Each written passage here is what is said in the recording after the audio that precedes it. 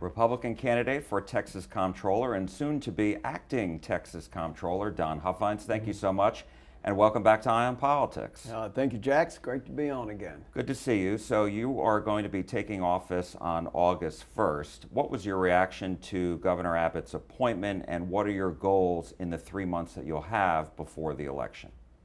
Well, thank you for that question. Well, my reaction was relief, really, because this is a big job. It really is. The Comptroller's agency is huge. It's very comprehensive and complex, and I wanted as much of a head start as I could get in the office to understand it, to understand the processes, understand the team members, and I was very fortunate the governor saw the value of having a businessman in that position, and obviously I won the primary in a landslide, and he knew that I was the best person to be there.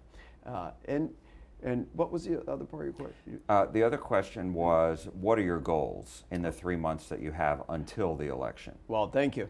Well, of course, it is to get what I just said, a head start on the position, to learn the position and the process. It's very important. The comptroller has to come up with a revenue estimate for the legislature starting the session. And how could I do that if I was taking office in January? It would be really difficult. So that's the first thing we're going to be working on, is the budget and the revenue estimate. And what do you say to your Democratic opponent, Sarah Eckhardt, who said that the governor gave you a participation trophy and that you're not necessarily the winner just yet? Well, I don't respond to my opponent, but I'll tell you this: the governor knows that I'm the best person for the job. It's simple as that. I'm going to bring my sense of business to the job, to the comptroller's position. And look, I've created businesses all my life.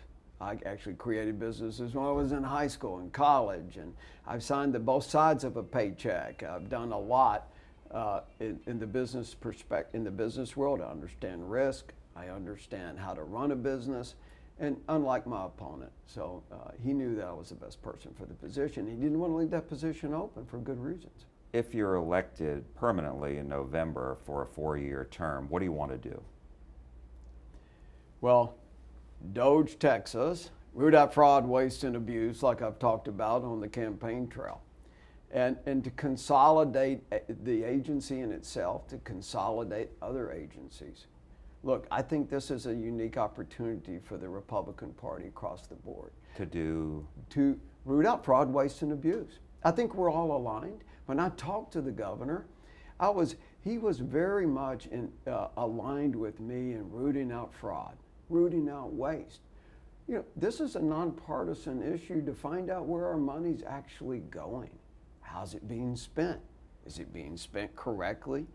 Do we really need to buy all the stuff that government's buying? Are we getting the best value for our dollar? Are we getting the best price for the things we're buying? Are people spending the money correctly? And keep in mind, this isn't just looking at other state agencies, and there's only 200. The comptroller's position is the agency that's in the best position to root out fraud, waste, and abuse. How much fraud do you think there is, and has the state done a good enough job rooting out fraud, in your opinion? No, I don't think the state has. It's just my job is, and what my administration is going to do, the Huffines administration, is try to change the narrative across the state and really across the country to help with that. That the money really it's not manna from heaven. It belongs to the people. It belongs to you. It belongs to me. And any time it's not being used correctly is a problem. There's so many government programs, and mainly federal programs, where most states have said that's the federal job to review the program, to find out if the money's being spent correctly. And we're seeing that across the board, that's just not the case. People have not paid attention. The federal government's not paid attention to how the money's being spent. People have been gaming the system for decades. And you're saying it's going to be your job to root out fraud in federal programs that the state administers? Absolutely. It's our income tax money. It's all of our money, and the state money. I mean, and the state level also, but also the local level. I'm going to be rooting out and investigating local governments also. Do you have the staff for that there to do all that? Well, we're working on that. It's a process, and government works through processes. And to root out fraud, you have to have a real distinct process involved, because it could be a criminal case, of course. So I'm going to be doing a lot of shifting with my team. I have over 600 auditors down there, Jack, and we're going to be increasing that staff. I'm shifting a lot of my auditors over to auditing government. From? Auditing businesses currently for revenue. Okay, and does that raise, I mean, should that raise a concern as well? Because you talked about fraud, you also want to make sure that companies aren't defrauding the government either, right? Of course. Yeah, it's a real delicate balance. It really is. If you owe your tax, we want to make sure you're paying that tax. And so yes, of course, I'm going to make, the comptroller's office is the engine that drives the state government, and we don't want anything messing that up. Today, on the day you and I are speaking, the Texas Comptroller's office is set to release their first numbers of how many Texas students are actually going to be taking part in the Texas Education Freedom Accounts, the taxpayer-funded accounts that allow students to attend private school.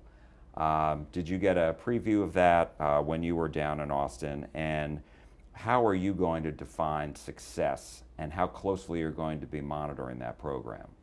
It's a key program for the comptroller's position, for me.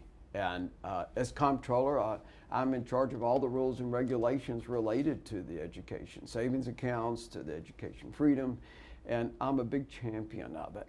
And because I really believe the competition is what's going to make our government schools the best they can be. And I did get a briefing on it.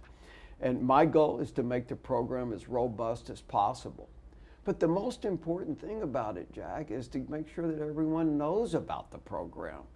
And right now, that hasn't been the case. It's particularly in the government school system. A lot of the private schools, the church schools, they alerted all their students and families about the program, so they were able to sign up for that. But very few of the government schools, parents were really aware of that. So I want to make sure we have a robust marketing program so that every family can pick the system that's best for them and the system they deserve for their education. And I'm very excited about the program. Look, we're on the cusp of a revolution in education. And finally, the customer is going to be driving the end result. And the customer is the parents and the students. And they can have a lot of flavors to pick from. I think and the faculty is going to have a lot of opportunities. There'll be private schools opening and popping up everywhere, micro campuses, all kinds of different ideas, how to use AI in the education system, how not to use it, how to drive education through career opportunities, work, whether college bound or not, rural areas. And it's really the cusp of a revolution. And it's going to be great for everyone involved in education. I want to ask you about data centers because, as you know, both Republicans and Democrats are not too happy with them right now. And one of the things that I've heard Republicans and Democrats in the state legislature, the governor has also mentioned it, is eliminating the state's sales tax incentives for data center developers, which from its inception in 2014 through this year will amount to $2.8 billion. And on the next 2 years, together that would be $3.2 billion.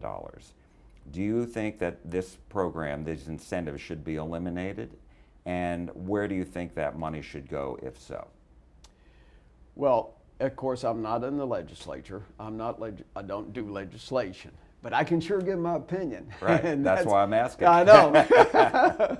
And I've got the power of having a voice with the people. I'm elected by the people. I report to the people. I think AI is the future. Let's be clear. AI is everything going forward. This is the railroad industry of the 1800s. It's the car industry and the airplane industry of the early 1900s. It's going to have revolutionary change for the human species, period. But I've never been a fan of treating some businesses favorably. I'm not a fan of tax credits. I'm not a fan of picking winners and losers. I think everyone should pay their fair share. Look, AI data centers they've got their issues, but we need to make sure everybody pays their fair share. And so you're for eliminating that, Yes. that incentive? Yes. And that's a long-winded answer to your question. I'm for it. Okay. Eliminate. And I wanted to also ask you, as far as like, well, what did you think, where should that money go? If Yes. that 2.8 billion obviously can't get back, but for the 3.2 billion in the next 2 years perhaps, where should that money go, do you think? Back to the taxpayers. I'm a taxpayer champion. The state of Texas has been very blessed. Texas means business. That's my new motto. Texas means business. And we need to get that money back to the taxpayer because we're going to have a surplus. I look at it, we've overcharged the customer, and we need to make sure we refund that back. And I'm advocating very loudly that we need to have property tax relief. You know, I've been a champion on getting property tax relief, and there's a lot of different ideas of how to do that in the legislature, but that's critical, and that Texans are tired of renting their property from the government. How concerned are you about the Texas Senate race, which all polls show is very close? It's a dead heat between Ken Paxton and James Tallarico. And how concerned are you that that is going to impact your campaign, your race? Well, I'm concerned, but not overly concerned. Right now, I think you're going to see a united message by all the Republicans on the ballot. I've talked to the governor, lieutenant governor, I've talked to the speaker, and all the statewide office holders and many members of the legislature. And we are really focused. I'm telling you, the Republican Party is really focused. We're going to be driving home a great messaging, and we're not, look, we are the party. We're the party of economic prosperity. We're the party of the free market. We're the party of liberty and freedom. We're the party of the family. We're the party of Jesus and God. And that's what Texans are about. And so we're very confident we're going to beat him, and we're going to beat him handedly, and we'll beat all the Democrats all the way down ballot. My goal is to get more votes on the ballot than anybody else. Last question. What was your reaction to the governor, lieutenant governor, and the speaker of the House calling for state agencies to reduce their budget requests by 3%? Well, I've already reviewed that. I saw that when it came in, and I think it's great. We've got to. I'm going to already do that anyway.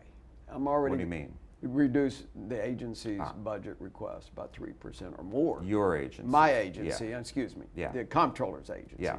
And so I'm glad that he's put that memo out there, and you know, of course, a lot of my team members bring in revenue. They're auditors, so we got to be very careful on that. I want to make sure I got a lot of auditors to bring in more revenue. But also, look, we've got too much government. Government never has enough of our money. And the more government we have, the less liberty we're going to have.